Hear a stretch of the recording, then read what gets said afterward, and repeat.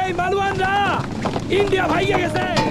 এখন মালামাল, এখন গরিমতের মাল, এগুলো লুট করা যায়। আরে যান ভিতরে যান, চল চল যান ভিতরে যান। আরে যান না, যান যান। হে আল্লাহ, তুমি কেমন করে সব সহ্য করছো, কেমন করে?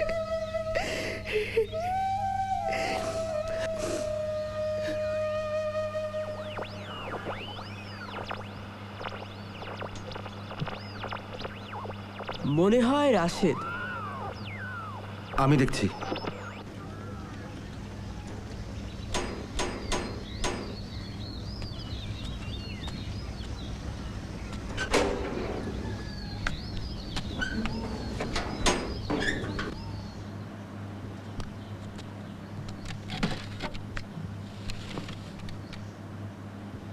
খবর আছে কিছু? জি। কি খবর? এমএলএ সাহেবের বাসা জ্বালিয়ে দিয়েছে। তাকে পায়নি, তার জামাইকে পেয়েছে, গুলি করে মেরে ফেলেছে। লাশ পড়ে আছে এখনো। ও, গুলি সীসা দিয়ে তৈরি হয়, যখন শরীরে লাগে তখন ফেটে যায়। সীসা তো নরম, তাই। ও, এখনো পর্যন্ত মিলিটারি 100 খানেক মানুষ মেরেছে, ধরেছে আরও 100 খানেক। ও, যাদের ধরেছে তাদেরকেও মারবে। সবাইকে একটা কোদাল দিয়ে মাটি কাটতে দিয়েছে। যার কবর সে নিজে কাটবে। কাটা শেষ হলে পাশে দাঁড়িয়ে গুলি। ও, তুমি কেমন করে জানো?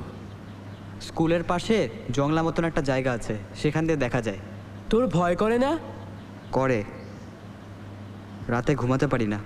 তাহলে বাসা যাও রাশেদ, বাসা যাও। একটু পরে কারফিউ দেবে। যাও যাও।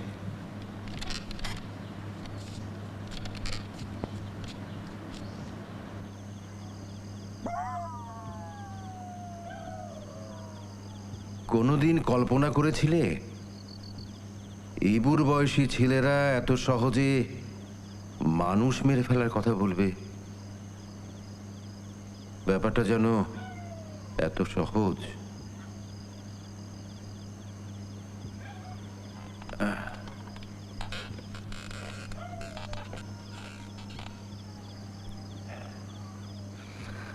ভেবেছিলে?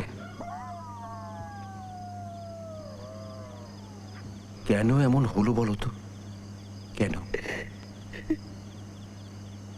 হায় খোদা,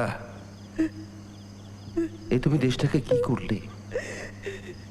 কেন করলে?